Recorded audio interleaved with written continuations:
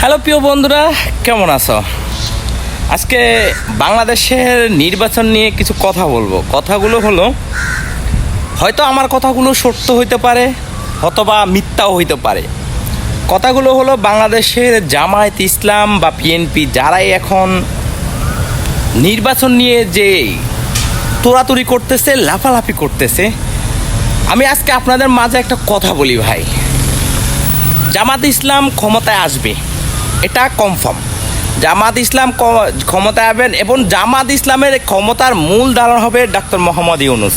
এবং ডাক্তার মোহাম্মদ ইউনূসের দল গঠন করে এবং তাকে সরকার গঠন করতে দেবে। বা এটা আমি আজকে আপনাদেরকে একদম যেটা বাস্তব কথা, ওটাই বাস্তব বলে আপনারা হয়তো আর 5-6 দিন পর আপনারা আমার রায়টা পেয়ে যাবেন যে আমি মিথ্যা কথা বলছি না কি বলছি। ঠিক আছে, কিছুদিন আগে ডাক্তার মোহাম্মদ ইউনূস একটা কথা বলছে, যদি আপনি জ্ঞানী হন, যদি আপনার মাথায় যদি কিছু থাকে, তাহলে অবশ্যই আপনি আমার কথাগুলো মিলিয়ে রাখবেন। উনি বলছে যে বাংলাদেশকে এমন একটা সরকার আমি করে দিয়ে যাব যে সারা জীবন বাংলাদেশের মানুষ আমার কথা মনে রাখবে। তার মানে এটা আপনি বুঝছেন, ডাক্তার মোহাম্মদ ইউনূস ক্ষমতা ছাড়ার মতো লোক না, ঠান্ডা মাথার খেলোয়াড়। আর ঠান্ডা মাথায় বাংলাদেশের যে রাজনীতিক, ওই রাজনীতিক জায়গাটা দখল করে নিল।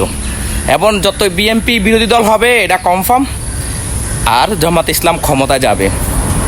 আর 5 দিন বা 6 দিন, আপনি 6 দিনের মধ্যে আপনি আমার এই রায়টা অবশ্যই মিলাই নেবেন যে ক্ষমতা ডাক্তার মোহাম্মদ ইউনূস সরকার গঠন করলো।